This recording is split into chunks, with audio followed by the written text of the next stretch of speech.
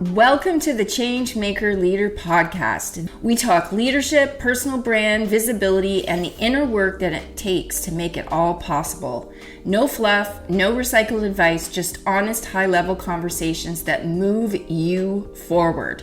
I'm your host, Leigh Mitchell, founder of the Women in Biz Network, leadership brand strategist, and a fellow changemaker who believes that your most powerful chapter is the one that you're stepping into right now. So whether this is your first episode or your 50th, I'm glad you're here. Now let's get to work. I want this to be more free-flowing and conversational where, I can answer some of the questions that you have, maybe about entrepreneurship, maybe your own business, or maybe just if you have an idea in your head, how do you kind of go about it, or what are the resources available? So this presentation is really talking through some of the stuff we do at YSpace, but then also some of the pieces around entrepreneurship and innovation that we're seeing that are key. And then some success stories at the end, or just stories as well that are impactful in a way where it shows you different scopes of entrepreneurship. And it's not always about the technology-based companies, because there's a lot more to that than entrepreneurship. So as mentioned a little bit, my name is David. I'm the Director of Entrepreneurship and Innovation, where I work at York University to build what we call YSpace. It's our pan-university entrepreneurship and innovation program. And we're unique in a way where we are heavily funded by various levels of government, private sponsors, corporates. So our work spreads widely into the community. We support York and our students and alumni and our faculty. But we also support anyone in the community. So we work with anyone coast to coast across the country. And you can be really in any shape or field. Our main focus areas are technology, food and beverage on the consumer packaged goods side, women-led, black-led, and then most recently soft landing, where we have MOUs with different countries to support their companies who are looking to expand to Canada, and how do we support them with their market expansion plans. So that's a little bit about what we do. And we do that through a couple different ways. Really, our role is to play a couple different things, as you'll see here, Incubator Accelerator, where we're really focused on helping the businesses grow and helping people take that next steps of the business lifecycle to go from ideation to validation to launch to scale. And we do that through expertise mentorship. So as they mentioned, she's one of our mentors. We have a roster of about 50 to 60 mentors on our roster where we're tapping them for different things. Everyone's got a different expertise.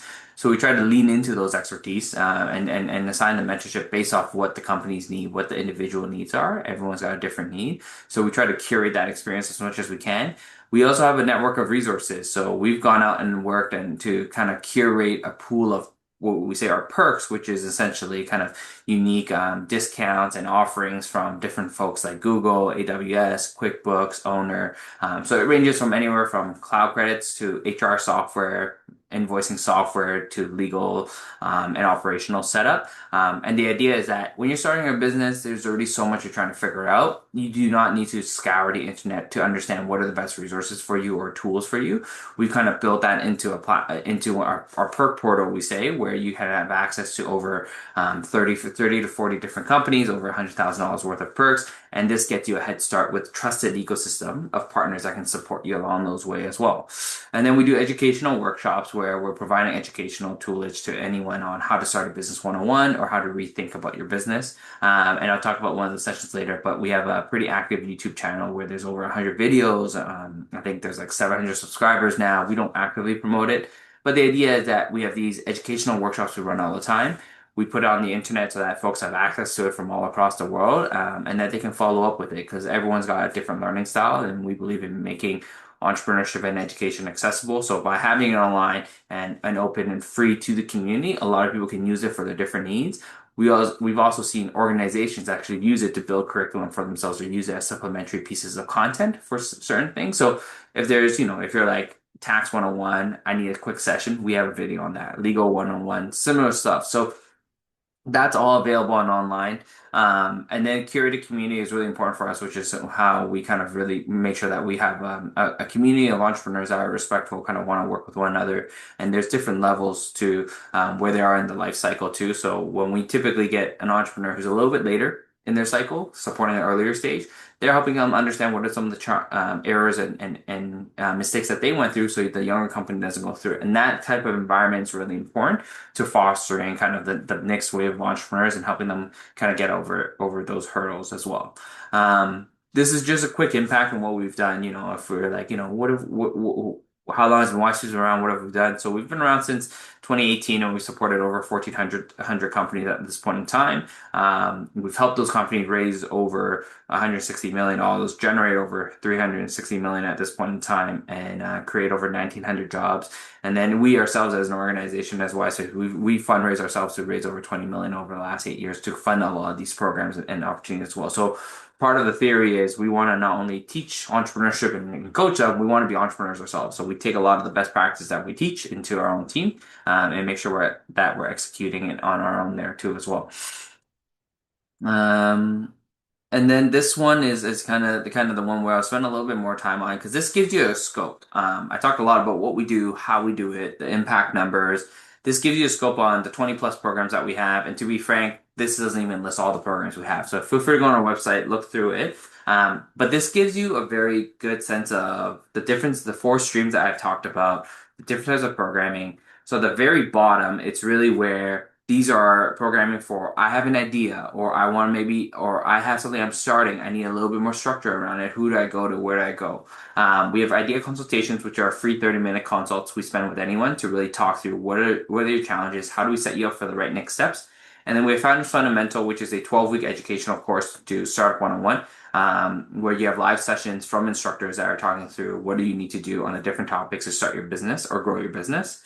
And then the incubation to growth, that's where those are more intensified programs. The bottom idea, consultation, and Founders Fundamentals, it's free, it's open to everyone.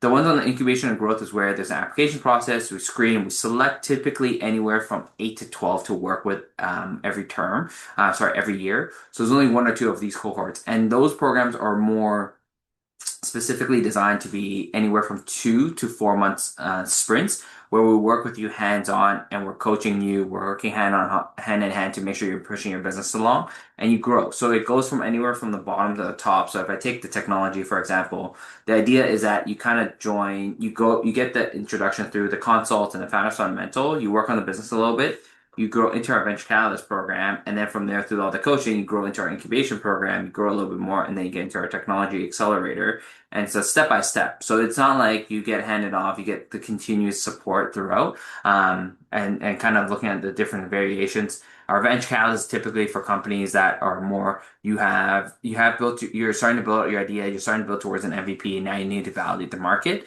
Incubation is more of the go-to-market. How do you actually go through that process? What does that look like? And then our tech accelerator is more like the growth. So customer acquisition and investor acquisition. So it's really a step by step to kind of get you to that next level.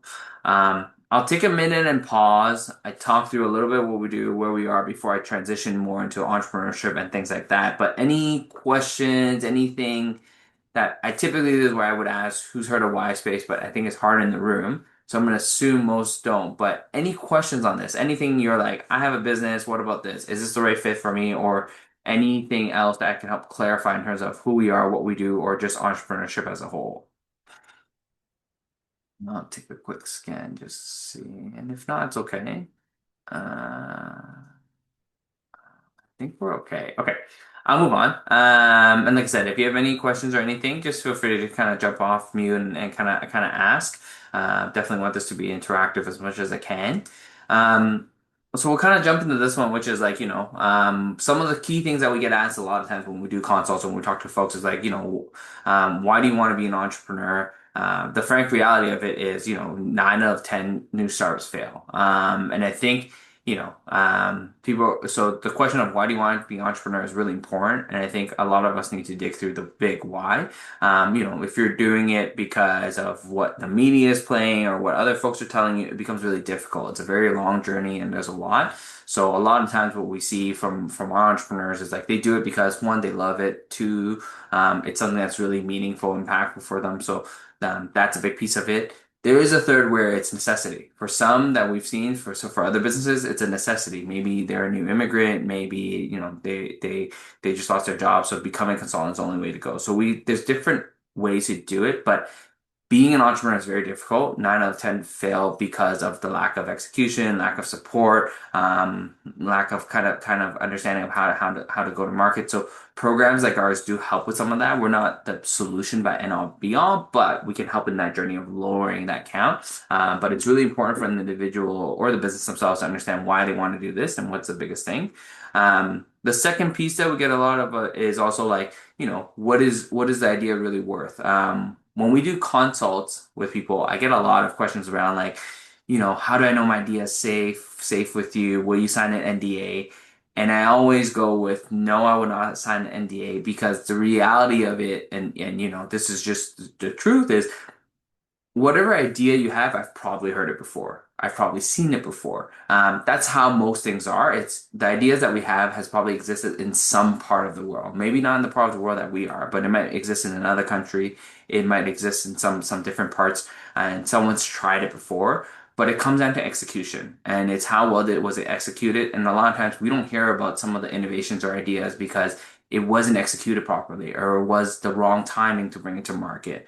So stuff like that is really important. And I think that's where when we say what is your idea worth, it's like your idea is really worth nothing until we action it and there's customers, if people want to buy into it, people believe in it.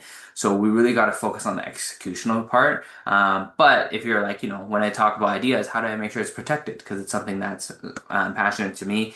I always go back to the Coca-Cola example of this is how you kind of do it is, which is um, actually, before I go there, does anyone know what Coke does to protect their trade secret recipe of what they have?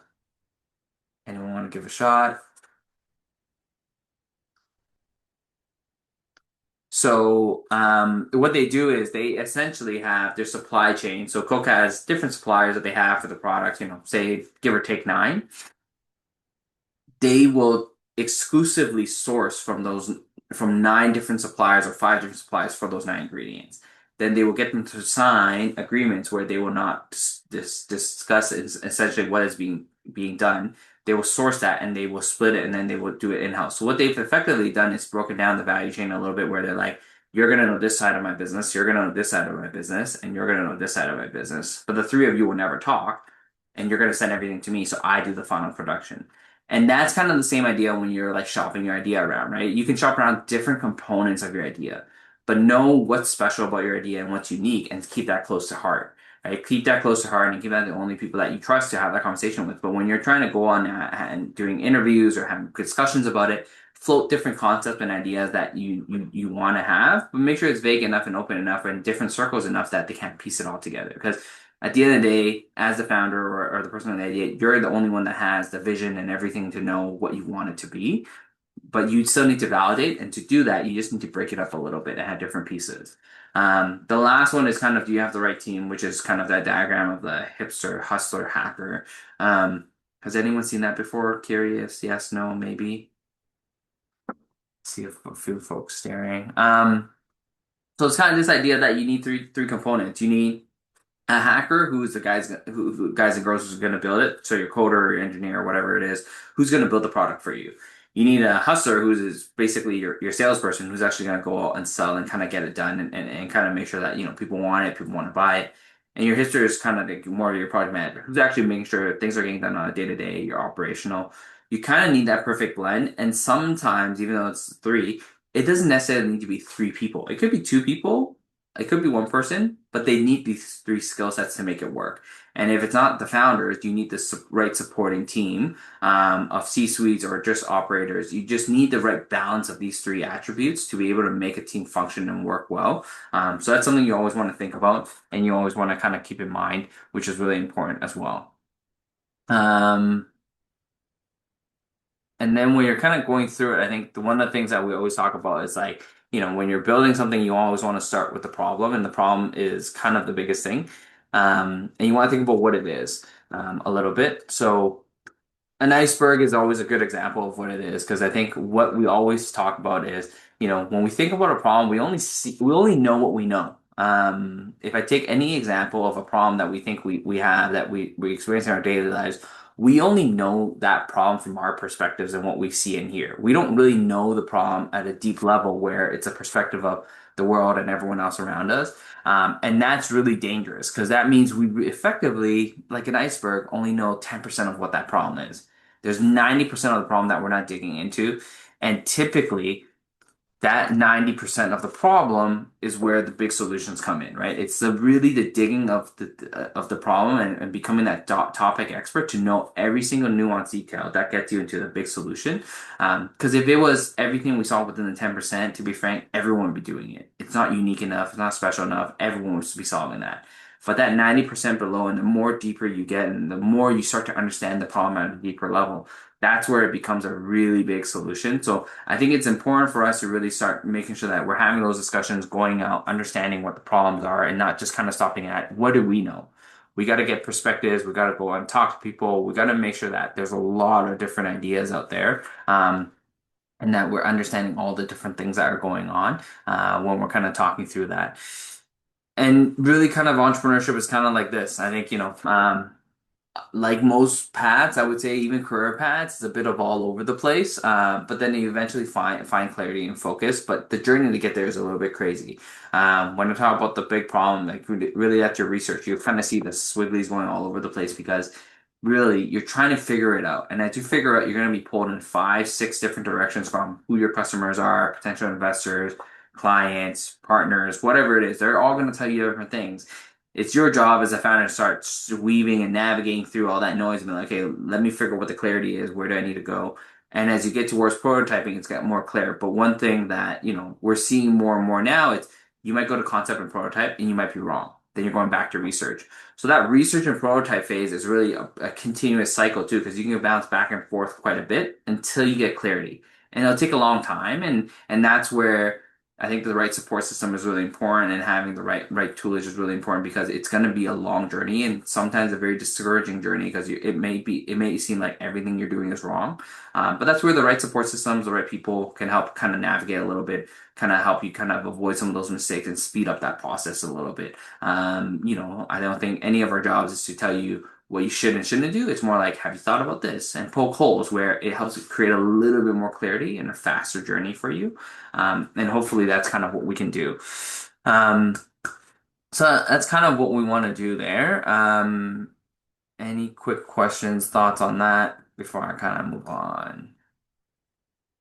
Everyone's okay? All right. Um, Yeah, so that's I'm just gonna go into the two programs that I kind of talked a little bit in terms of how you can engage, So if you do have something you want to work on, then like I said, it doesn't have to be a technology. It could be food and bev, it could be service, it could be product, it could be a side hustle. Our consults are a really good opportunity to do that because it's really a 30-minute consultation for us where we sit down with you one-on-one and we ask some questions to better understand what's the business you're working on or looking to work on, or what's the idea that you have. And what we try to do is distill everything we know from the ecosystem, the internet that we've worked with for the last decade and say, okay, based off what you've told us, here's three things you got to do.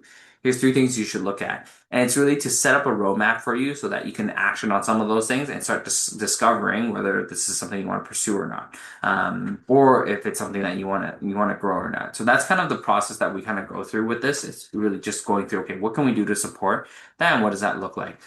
It's free. It's 30 minutes. It's a short form you fill out, and it's really not meant to be any way kind of a big barrier. The form, it just allows us to get a little bit more information before we go into the call, so it cuts down a little bit of that quick intro time. Just because it's only 30 minutes, we can dive into a lot. But this is also a way that we say for folks, once you're engaged, you can always re-engage again. So it's not like this is more of an entry point for us to be able to work with anyone, have conversations with anyone. But if you're looking for something a little bit more extensive, educational, this is where our Founders Fundamentals program comes in. And this one is a 12-week series, like I said, where we kind of go through different topics, and you can see the schedule for this semester. It happens every Tuesday night. And you can kind of see the different stuff going from business plan development, customer discovery, tax, customer finding your customers. It's really a pretty broad topic. But if you complete nine of the 11, I should say, because we skip the reading week. you get a certificate of completion as well. So this is where, if you want live sessions, if you want to be able to engage with other folks, we typically have anywhere from 50, 60 people attending these. So if you want a group that you can have a discussion with, a platform, but also live session, this is a great one. And then, like I said, if there's content that's not here and you're like, I need something maybe around HR, there's a ton on our YouTube, and that's where we say something from a supplementary standpoint. You can always go access those. And if you're not sure where to go, like again, feel free to send us a note. We're more than happy to kind of point you in the right direction. But these are very quick, low-hanging fruits ways to engage and kind of start understanding, what are some of the things you're looking at and how can that kind of be pushed forward on those pieces. So there's some of the programs. And if there's nothing, I think, my favorite part of all this is really sharing some of the stories of the companies that we've supported and what that kind of looks like. So I'll jump into it. And like I said, this is where, feel free to jump in. I don't really have more content, it's more story time, if you will, of different companies. And I'll try to show a pretty broad one. This is probably one of my favorite. So the story is One Click, and it's founded by Tanika and her brother Nathan, who were both students at York. So Tanika, she was in labs. She had a criminology background. That was her study. But she built a tech business. And if you were to ask, would she build a tech business, she probably said no. But her story is a little bit unique because when she first came to us, like most, I would say, businesses, she came to us in early days. She was like, her and her brother wanted to build a med tech company, a medical device company. They're like, yeah, it's gonna be great. It's gonna do this, it's gonna monitor our health and provide us all this data. Then when we sat down, we said, okay, well, do you know all the different clearances you need to do for medical device companies, all these things? And they're like, oh, wow, I didn't know that. That's a lot. So it's like, okay, so think about it. They went away. We didn't think much of it. And typically, most of these consults, when we kind of lay out the work that needs to be done, most of them say, that's a lot. I don't think I'm going to do it. It's fine. Kudos to Tanika and her brother. About probably a couple months later, came back and was like, okay, you know what? Yeah, I come back. I'm going to do more. I'm going to do something else. Now they got a different business. And at that point, that was called Minute Skill. And it was when I think TikTok was really picking up, short clip learnings and kind of short form content was really popular. So they built a business around that. And that was a really great business around kind of the idea of short learning formats for individuals. And it was, gone are the days where you're watching 2 hour videos. It was just shorter format. That was great. They actually built that technology out, actually sold it, had a couple customers. We were one of the users as well. And it was fantastic. It was great. They were doing really well. They were able to raise a small round of money to kind of power that business while they were still in school and all that. And then as they were building that, they were like, actually, we found a new opportunity. And this came from them doing due diligence with their customers, talking to their customers who were like, actually, we're going to build something new called One Click now. With the rise of generative AI now, we feel like this is a better opportunity for us. So they built One Click, right? So now this is their third business, effectively, in the last 6 years that they're trying. And they were still running minute scale here and there with some of the customers, but they were really focused on One Click, where they were essentially building a platform where you can feed it questions and it would scour the internet from social media comments to find out what was the topics.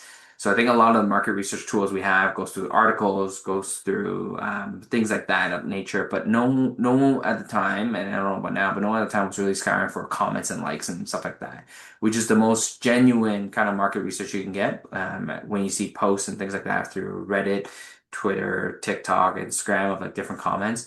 So that's what they were doing. And they were able to sell it, and they were able to sell it to major film studios to kind of help them narrate the architecture of the narrative of the storylines, and that became a big thing. And last year they were able to drive that all the way to getting acquired. So I tell the story because I think Tanika and Nathan have a really unique story where it's not they don't have a tech background to begin with, right? Like I said, she was from criminology, didn't have a tech background, but she was learning it. Then went medical device. No, not the right fit, too long to market. Okay, came back a couple years later. Minute scale, timing was right. The short learning format was really popular. Had customers, was doing well. Then when generative AI was really picking up, they're like, actually, there's a better opportunity here. What does that look like? And then built that and ended up exiting. I think this all came down to like every time they looked at the business, they tried to dig deeper into the problem and understanding what were some of the opportunities. And every time they dug deeper, there was new opportunities arise. And the story for them was kind of knowing when the right time was to drop one opportunity to pick up a new opportunity.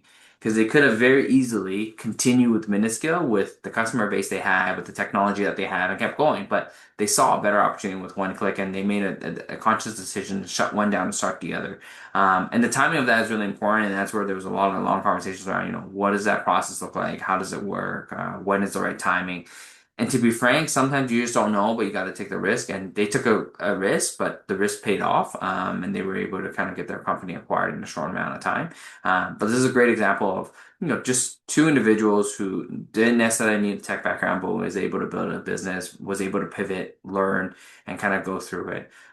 So this is one, like I said, one of the stories that I like to share just because of where it came from and the background of it to show that, not every tech entrepreneur has to have a tech background. You can come from all various learnings and still be able to build a successful business there. Um, any questions, comments, anything anyone wants to know more about their story? Yeah, my question isn't really about the Sure. company Yeah. that you're doing, but it's like overall, as you said, the business that you have is supporting businesses as they open and helping through that process. What is the one thing that you see in common in many of these businesses that you help? That one challenge that is quite common, getting the business through the market and going through that process. What is the number one challenge in common usually? Um, for me, most of the time is they feel like the product's not ready. It's not perfect enough. I think getting over that mental hump of putting your product out there for testing for users for purchase is really scary. And I get it. It's your baby, and you want to be perfect. And the thing that we always tell our founders, it's the product's never going to be perfect in your eyes because you have so many different ideas of what you want it to be. It's always going to change. It's always going to be. But the end user on the other side doesn't know what perfect looks like. They just know what you put out. So whatever you put out could be their version of a perfect. It might not be yours, but it could be their version. And the only way we're going to find out is by putting it onto the market. That's typically one of the biggest hurdles. Just we see too many individuals and founders and companies constantly spin on what the product could be, when's the right time to launch it, when it should be going out. So we always push them to say, hey, if you feel good enough, test it, try it. You don't have to launch out to the market, and that's why the beta test and all that it's becoming more and more popular. It's like get a small batch group, tell you what it is, get feedback. I think that's becoming more and more important because the feedback should really drive the way your business is. So if I'd say there's one thing, it's just that constant turning of like trying to make it better and not putting it on the market. It takes a lot to get it through, but once they get it through, I think you move a lot faster. So that's what we always try to push our companies to do. Like this, let's just launch it. Let's get it out there. Let's get the feedback and then see how it actually, what the feedback is. And if we need to change it, we change it. But there could be things that people love that you didn't know. So let's listen to the customer and let's get it out. That's typically it. I hope that answers it. Yeah, thank Um, you. awesome. Anyone Yeah. else? So my question Yep. is, how do I know if my business ideas solve the real problems? Your customers are going to tell you. Your customers, your potential customers. So there's a concept that we say is what we call an ICP, your ideal customer profiles. Um, and that those are the ones that you need to have discussions with. So typically with every business you have, I like to think you have multiple ideal customer profiles, right? These are individuals that you're selling to, you're trying to get them to buy. And there's multiple because you'll have a primary one who you believe is your top user buyer. Then you have a secondary, tertiary. You're always going to have multiple buying profiles because it's if your business only has one buying profile, it's very restrictive. You always need to think about a couple. Those are the people that are going to tell you whether your business is a legit business or not. I think I always say this, like our job as an incubator accelerator, we don't typically we shouldn't be the ones who tell you as individuals and as programs whether you have a good business idea or a bad business idea. We've seen it. We need to let the market dictate that for you because your market's going to tell you, right? Like we can think of business, and I always tell people, I'm like, I would love it if you prove me wrong. I would love it. There's nothing that makes me happier than to see you prove me wrong because then you've actually found a market need because there are businesses in this world where we didn't know it was a market need until it launches. So letting your customer drive it. But I think the thing I'll caution is like, then we just have to be willing to listen because sometimes you're going to get very nasty and negative comments from customers, and it happens. Sometimes you're going to get really good feedback, but letting your customer drive the way your business needs to be shaped, the way it's going to drive forward, that's ultimately how you're going to know whether you have a successful business or not, is by letting them tell you. And you make small pivots. Sometimes it's the comments and feedback doesn't mean you have to shut the business down. Maybe it's small tweaks, small pivots. So when you're asking questions as well, it's like, okay, that makes sense. Well, what do you think would make it better? What do you think is going to help? Ask them those questions that help change your business into a way that's usable or kind of valuable to them. And make sure the one thing I'll say this is like when you're doing those things, focus less on the features of your business and more like on the benefits of your business. Because at the end user point, they only care about what benefits them. They don't care what feature sets you have, right? Like we don't really care. Like, do we care that it's Uber and and the features they have, or do we care that they saves us time and I don't have to go outside and wave down a taxi, right? It's the benefits you're gonna get. That's really what the end users are looking for. So when you're doing that work, just focus on that piece too. Does that help? Yes, yes. Thank you. Thank you for clarification. Thank you. Problem. Any other questions? I just have, like I said, I have more examples, so happy to answer anyone else. Okay. I'll switch it up a little bit. I'll go to a product one. Like I said, I want to showcase different businesses that we've been able to support. It's a little bit different. So this one's another student company that kind of started. So Isabel and Jamie were both dietitians at McGill University, and what they were seeing as dietitians, when in the field they were studying, they were like, "There's no healthy for you snacks I was filling," and there was a lot of food waste in this country. So they went on a mission to see what they can do. So they started a company called Remix Snacks, which is you can see like dark chocolate barks filled with bean protein. So they want to build chocolate healthy snacks that had protein in them. But the unique thing that they also did was take ugly fruits, if you will, and upcycle them. So they would go to farm and say, "Hey, what fruits do you have that are bruised, not great for the market? You don't really want to sell. We'll buy those off you, and we're going to make this into this product." So that's what they did. Two students at the university.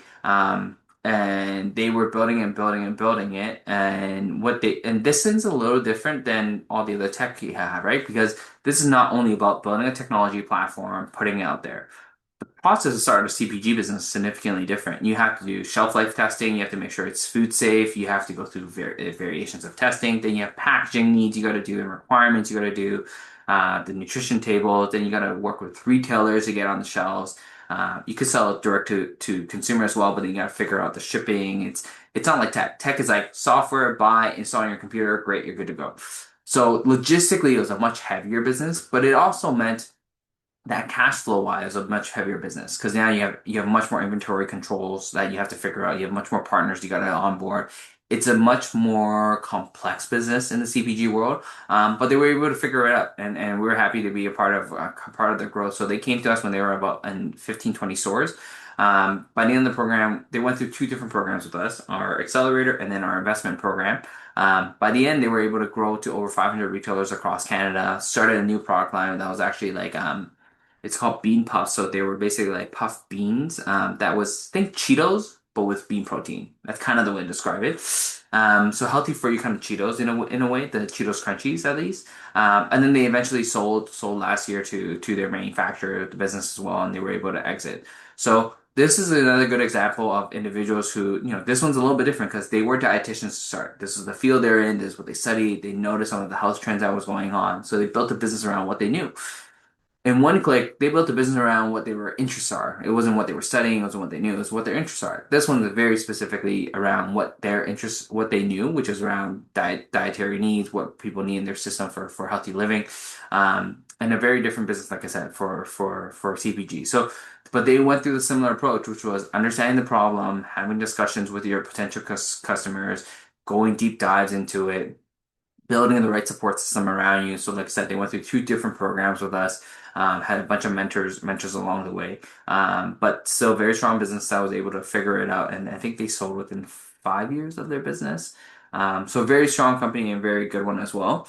But yeah, so that's kind of this one. A little bit different. I think it's important to showcase the differences between, entrepreneurship and innovation because this is innovation in its own right of, taking the way that rethinking the way that you use upcycle fruits, food waste, bean protein, taking a different format. And it might not be your typical intellectual properties and all that, but it's something that's really important as well. And they had a very successful business as well.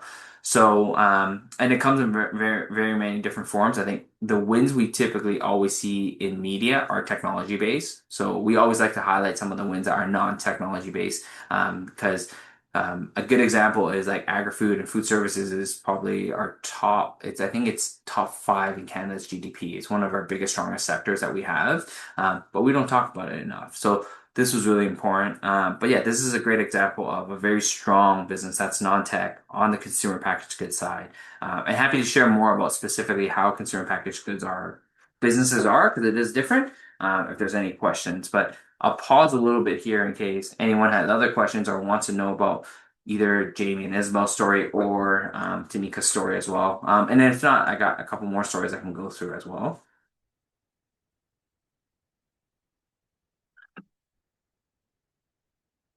Okay. So I'll go through another one, and this one, I'm gonna give a friendly version of why they started, because I know it's being recorded. So this is Blade Filters. They're started by three guys, as you can see on the screen: Joe, Giancarlo, and Aiden as well. And the business really started because of a couple things. One was that the idea that they were, sorry, so let me just take a step back. So what the business is they do air filtration units for HVAC systems. And when they started, they were realizing that for carbon filters and filtration units, you couldn't replace the carbon fiber itself. You had to replace the entire unit. And they thought that doesn't make sense. We can make it better. So Joe, who's one of the partners there, the engineer, started working on it.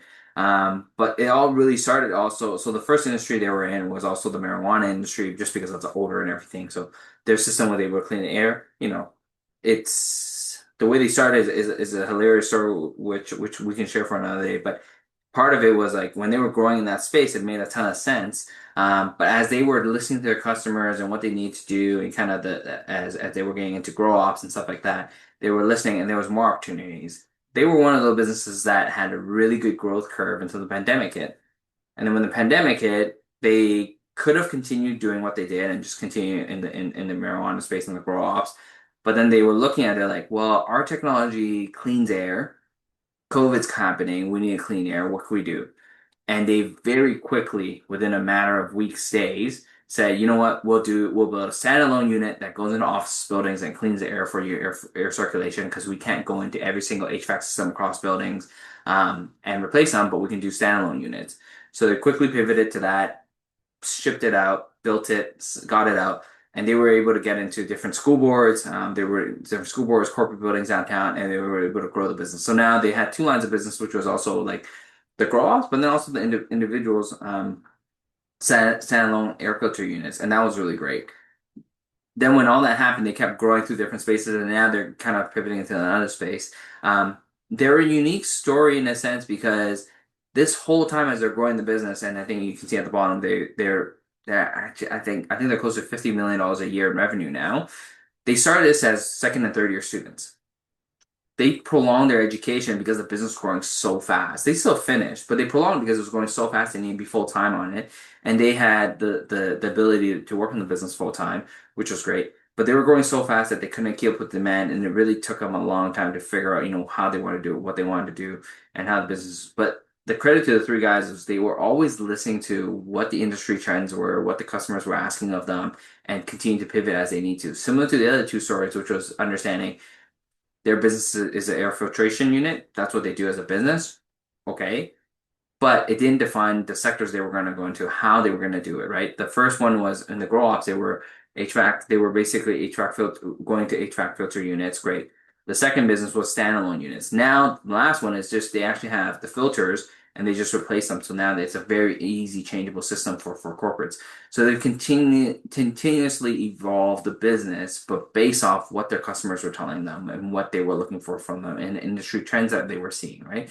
One thing now that they're going to get into is probably with everything that's going on in data centers, that's a big piece of it. there needs to be a lot of clean air and circulation in there and all the heat that's coming out. So that's a big part of it. So you'll kind of see the theme in all the stories is around the idea that they listen to their customers, they pivot at the right moments because their customers are indicating when they need to, but they also saw the right opportunities too. And then when they're doing it, they have the right support system to kind of grow with them. So they are probably one of the more unique stories where the other two did a raise. These guys had a small friends and family round, and at the $50 million mark, never needed to raise again. They were able to figure out the cash flow. They were able to bootstrap a lot of this business. And just in case, bootstrap just means they funnel the money, kept going back in. They didn't have to continuously raise, where you hear from a lot of the big tech companies where they're raising round after round after round, which is nice, but it also means you don't own a lot of your company. These guys barely raise, own a large portion of the company, and because of that, they have been able to grow really significantly. And they have a really strong Canadian story there. So these guys are one of the more unique stories where it's a hardware too, which is more costly, but they were able to figure it out. And a lot of it wrapped around just their willingness to listen and kind of pivot as the times got tough. So yeah, so that's another one story that I have. I don't know if there's any questions after this. Give it a little bit of time, maybe, just in case. Okay, and So maybe I I'll have a just do. question. Sorry. Yeah, no, go for it. Hi. So when you have a tight budget and you have a small business, so how can you be creative in that thing? Sorry, say the end of it again. Yeah, when you have a small business, how can you be innovative when you have a small budget, tight budget? Yeah, no, great question. So I think it comes down to a couple things. When you have a very tight budget, I think it comes down to understanding what's available. I think from a Canadian context, where it is nice is there are a lot of grants. There are a lot of grants. There are a lot of rebates. What we typically see for businesses that have very tight budgets, it's one or two things. Either you're going through a path where you're going to give up equity early on, so you're doing a lot of equity splits, and you're going through a lot of that exercise to see, hopefully bring on a CTO or a CEO on an equity model. That works. It just requires a lot of legal work to make sure it works in your favor, and that you don't get you don't get left with nothing. So a lot of folks go through that. If you're strapped on cash, it's an equity model piece that you're going through. The other side is also where you see a lot of folks go to different pitch competitions. So a lot of the companies in the early days will do a bunch of pitch competitions just to start getting some non-dilutive cash in. And that works well for folks. But then that can also then be coupled up with certain grants. I think the nice thing within the Canadian system is that there are a lot of grants for hiring, for research and development. So you can couple up that cash and can stretch pretty far. When we work with companies, we always try to ask the question of what are you spending on? What do you need to spend on? And then try to help them manage their cash flows a little bit. Budgets are always going to be tight, but there's typically really creative ways we can be to get either some free support or some extended matching for the cash so that it can be stretched. So it's a matter of being able to work with you to understand what type of cash you have, what type of supports you need, and then matching that to some of the existing resources and systems that are in place. And if we really need to get creative, right, that's where it's sometimes what we will see oftentimes from a cash perspective is they will outsource the development to another country. It's just a cheaper way, faster way to do it, and it is what it is. You hope eventually, I think eventually it does need to come back in-house because working in different time zones is very difficult to scale the business. But in the beginning, we do see a lot of our companies kind of look at international markets to get the technology developed or the initial side of the business going, and where it's a little bit cheaper for them. Thank you so much. So my question is, apart from teaching and guiding, so what other ways YSpace supports other business? Yeah, it's a lot of teaching and guiding. I think it's making the right connections for folks. So I think we don't give up cash. We do, sorry, I shouldn't say. Some of our programs we have awards that our sponsors allow us to give out. But we can't invest in companies just because of our status as a university. Our job is really to guide and work with you and be that kind of, what we like to say is that third co-founder, the silent co-founder that we can. Where we can work with you to get tactical. I think for a lot of the programs that we see, it's very strategic. A lot of it's telling you what you could do, what you could be, trying to guide you in the right strategic way. Our methodology is very tactical. It's like, great, we've guided you. Now let's get the work done, right? We say we want you to launch in the market. That means you need to make 50 sales calls in the next week. Are you doing that? What's the process there? Are you making 50? So keeping you accountable is a big part of what we do. And I think that's been one of our secret sauce, if you will. I think that's really important. But yeah, I think that's really important. I don't want to make it sound like it's just mentoring and guiding because I think it's more than that. I think the mentoring is also you have a trusted sort resource pool of mentors who you can work with, you can trust. Mentorship is tricky because a lot of people are mentors, but you don't know what experiences they have. You don't know if they're a good mentor or not. We try to make sure we work with people that we know and we built a relationship with, right? So, leave a good example, relationship building, kind of, you continuously talk and, we do cycle through our mentors, right? And that's a part of it. You want to make sure that you're keeping the best of the best every single time. So I think there's a bit of work that we do to make sure we're vetting some of the mentors that we work with. And then the guidance wise, make sure we're getting the right information. Grants change all the time, industry trends change all the time, investment ecosystems change all the time. So we're trying to make sure we're keeping our ears on the ground to get you the most up-to-date resources and information all the time. So you don't have to. I think there's value in that too, so that you're not spending your time kind of hunting around. It's like, no, we're doing that work for you so you can focus on the business and focus on the growth. Whereas we're going to figure out what are some of those next steps and what are the opportunities you have and what are some of the things that you can tap into. So it is just mentoring and guiding, but in those contexts, I think there's a lot within those things that we do that helps along the way as well.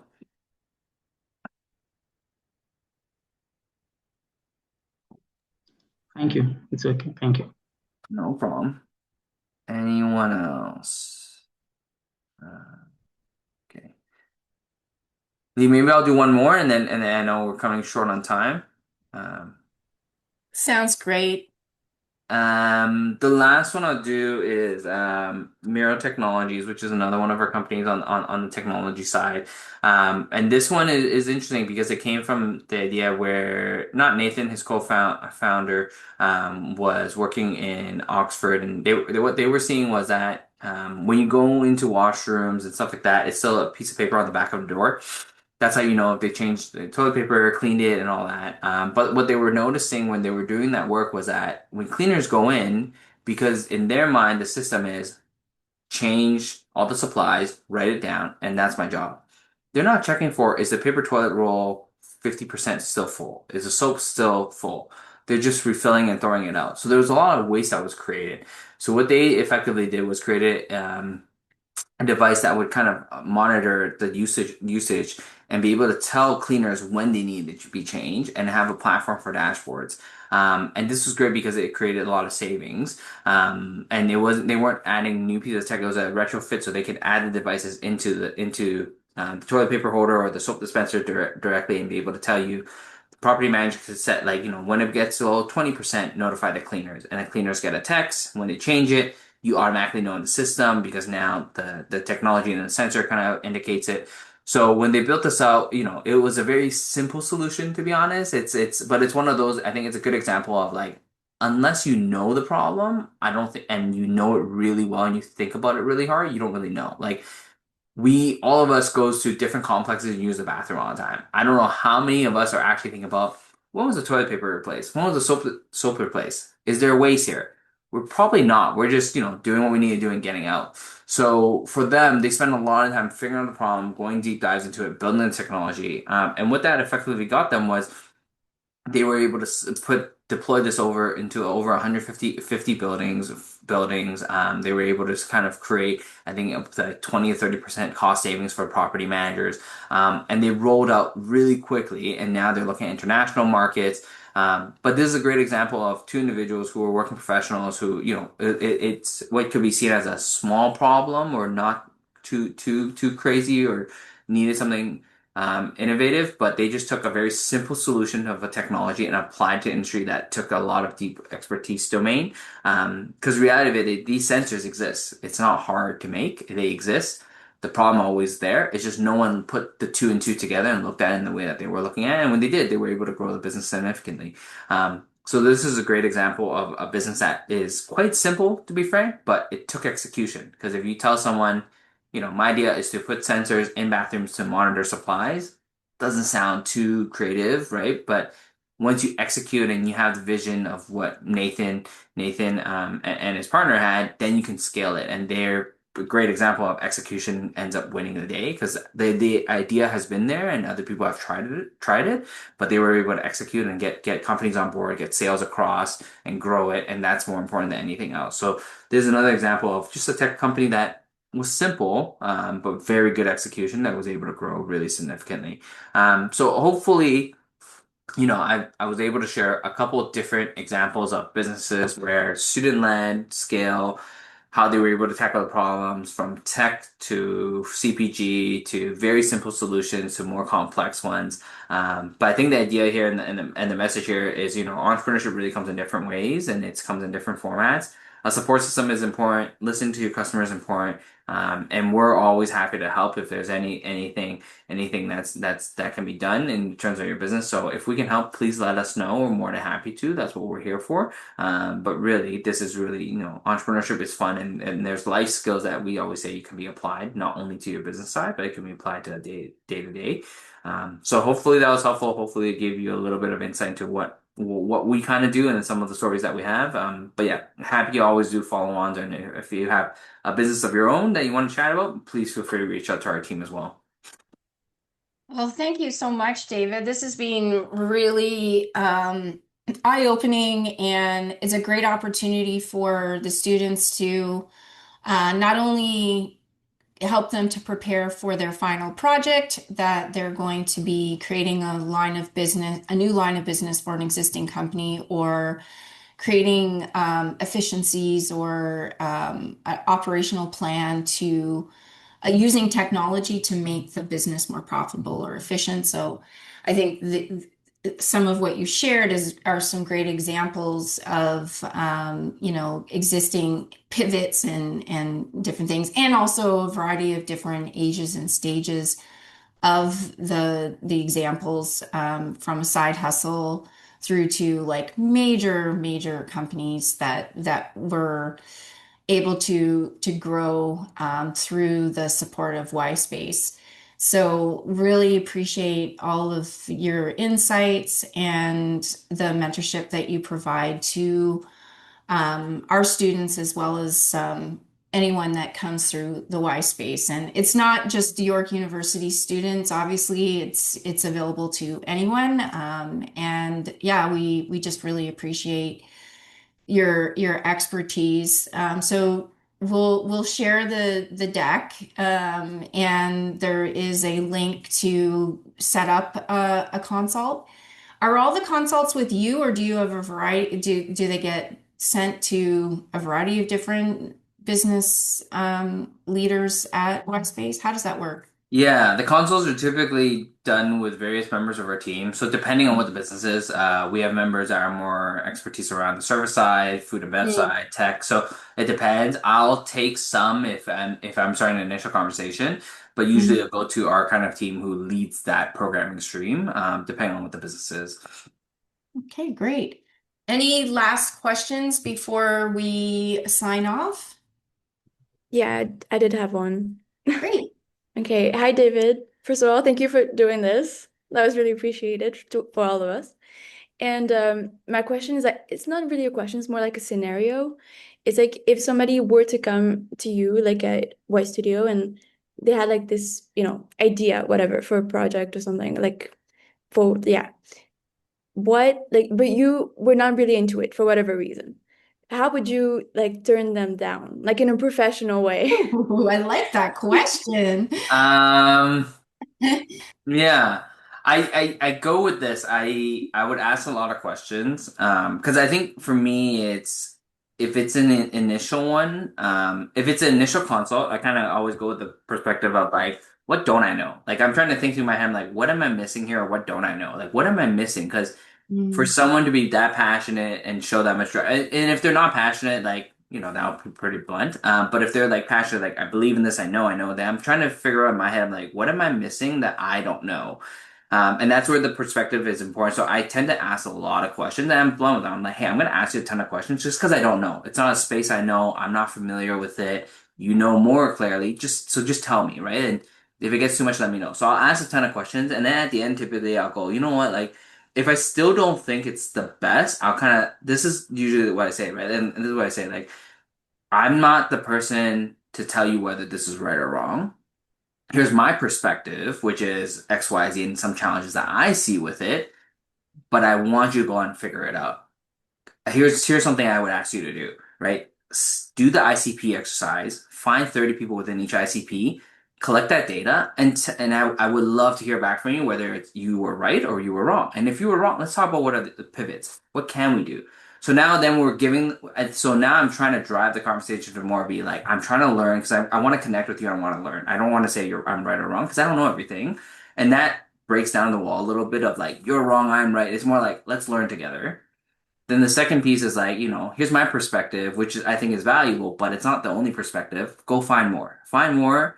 So then I'm like, do the ICPs, do the interviews, and that also allows them to learn on the different perspectives, right? Because they have one perspective right now, is what usually happens. They come in with what they know, what they've researched, but then now I'm trying to challenge them, say, I gave you mine, get 30 more. And of that 31, 32 perspective of your own, what are we seeing? What are the trends? What are the commonalities?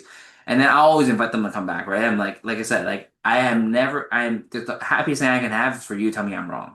Come back and do it. Gloat in my face. Tell me I'm wrong. Tell me how horrible I am. It's great because then we can talk about, okay, well, now what do we do with that information and how do we actually help you start a business? But if I'm right and you didn't find anything, I still invite you to come back because now we can talk about like what did you find? Because sometimes that learning in itself is probably more powerful than getting a no. Because now we're getting little nuggets of information because maybe it was like the initial idea and concept was wrong, but there was a pivot in there or there was a piece in there that we can latch onto and say, actually, this is the real business opportunity. And that comes from that 90% dive into the problem that most of the time when people come to us for ideas, they've done that 10%, 20% work. So now we're trying to push them back into that 80, 90% and say, do that work and come back. And then now we can actually talk about what the issues are or underlying issues are. So that's kind of the way I typically approach it, which is never you're wrong, I'm right, or no. It's like, well, let's go through this exercise and see if we can get there, or if you can get there. But it's all driven by the market and your customers, and not by me telling you whether it's a good or bad idea. I hope that answers it. Yeah, right. So you'd like redirect, right? That's smart. I like that. Yeah. Okay, thank you. What a great question. I love that.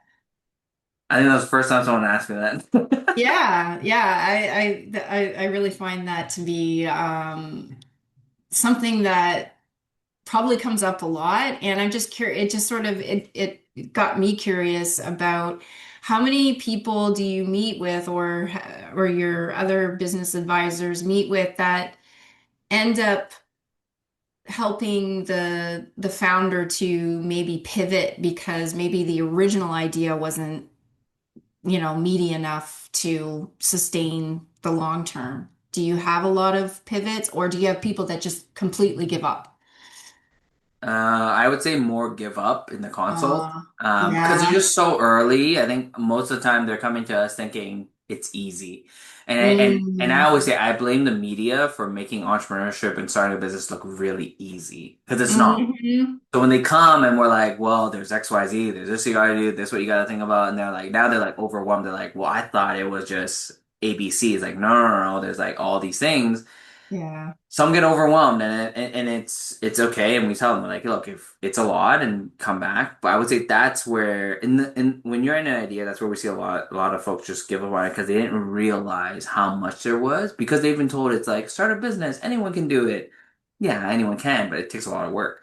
Where we Yeah. do see a lot more pivots is when they go through the market validation side. So some of our later stage programming in early, late stage where they're going through the validation, that's where a lot of pivot happens because the pivots really happen when we get them to do the customer discovery piece, when they get all the feedback, telling them what works, what doesn't, like that's where we see a lot of pivots happen. But before that, typically not, I would say in the idea consultations, more like we have some, but more folks go, oh, this is too much. I'm just going to walk away, which is fair.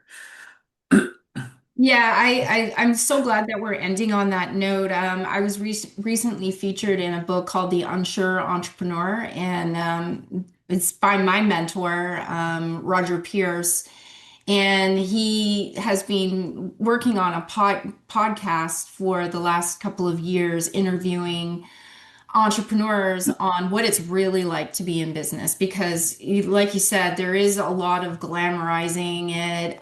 It's instant success. They don't, they in movies they don't show, well, sometimes they do, but oftentimes it's a, overnight sensation, and that generally isn't, sometimes that happens, but most of the time it's the grueling, it's the wanting to give up every other day. It's, I was saying about it that it's really you recommit every single day to what you do because it's not easy. And, I've been in business for 15 years and, it's gone up and down, especially with the pandemic. I know, David, you were an entrepreneur as well. And you also are an advisor, you're a board member. So what final words of wisdom do you have for someone who is on the fence? What should you know to be successful and tenacious to achieve your business goals? Um, I think two things. I think one, it's the support system is important. I think, having the right, there's two sides to it. I think having the right family and social support, because entrepreneurship is really lonely. So when I started my business, it was before entrepreneurship was like a good thing. It was like at the time where they're like, oh, so you volunteer, you don't really know what you're doing. You're running a cute little business. Sure. That was the time. So that was lonely in a sense because all my friends were working corporate jobs. My mom was kind of like, oh, so you volunteer, you don't actually do anything. So having the right social support is important because it's the days where the business is really not going well. Who do you go to? You go to your friends, you go to your family, and if they're already like knocking you, it gets even tougher and you kind of start spiraling. So having the right system to say, you know what, no, it's good, or talk you through it, get your mind off work a little bit, that's important. So to me, that's always the mental side of that is really important. I think the other side that I would say is really important as well is just kind of no can be good or bad, right? I think, but sometimes you got to take no's to see why. And I think, and to me, at least in my life, I would say the no's I got were probably the best thing that's happened to me. When the first no, so when I was starting a business, the first no I got was around the idea that when we were selling, they're like, no, I've seen this already. It's not unique enough. And I was like, oh, you have. Tell me more. And that's when I started digging, I'm like, okay, now I know where I went wrong, where I could go right. Or even like from a career perspective where I was like, no, we can't do that. Well, why can't we do that? So no, sometimes it's good in the sense you just got to keep asking and digging for it, right? Like, I think there's two sides of the coin. People see it as you're a troublemaker, you're an instigator. I see that as you're a disruptor, you're innovative, you're trying to figure it out. Because there's a lot of things in different careers or industry that it's just historical and just been there and been that way. Doesn't mean it's the right way to do it. It could be, but doesn't mean it is. It's our job to figure it out as innovators, as entrepreneurs, as change makers to be like, well, is it the right way? Why? And once you dig through it, you could change it. It's going to be hard. It's going to be tough, but do it. And I think that those are the two I would always say. It's like, build the right support systems. And when you hear a no, so now whenever I hear a no, it's like a why. Like, why is it a no? Tell me more. Like, let me figure it out. Whereas you could take it as a face value as a no and just be upset. But it's like, how do we spin that into more of an opportunity? That would be the other one. I love that. Well, thank you so much for your time and energy today and for sharing all the stories. I look forward to having you back again sometime soon. We hope that this episode has inspired you to make positive change and take action in your life. Do consider leaving us a review at the ChangeMaker Leader Podcast across all your favorite podcasting channels, including our YouTube channel. Have a great day, Changemakers.